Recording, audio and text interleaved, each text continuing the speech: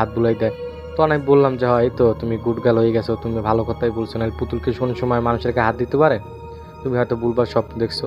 তার মন থেকে ঢরটা চলে যায়। ফের 1 সপ্তাহ পর ও যখন আবার বিশ্রাম করতে গেল, তখন যখন ও পড়তেছিল, যখন টেবিলে পড়তেছিল, তখন যেন পিছিয়ে ফিরলো, ফিরার পরে দেখে যে পুতুলটা বিশাল বড় সাইজ হয়ে ওর পাশে দাঁড়ায় রয়েছে। পরে ওটা দেখার পর আবার চিকমাইয়ের রুম থেকে বের হয়ে চলে আসে। আসার পর আমার আব্বা আম্মু আমি যাই, যার পর বলতে যে আজকে কী সমস্যা, আজকে আবার কী দেখছো।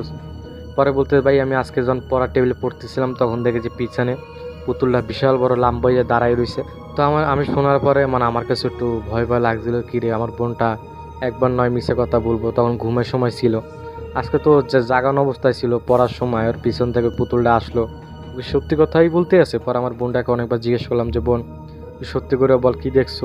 পরে বলতে ভাই আমি পড়ার টেবিলে পড়তেছিলাম, মাথা ঝুলে ঝুলে তখন দেখি যে পুতুলটা যেন পিছে তাকাইলাম, তাকানোর পর দেখি যে টেডি বিয়ারটা অনেক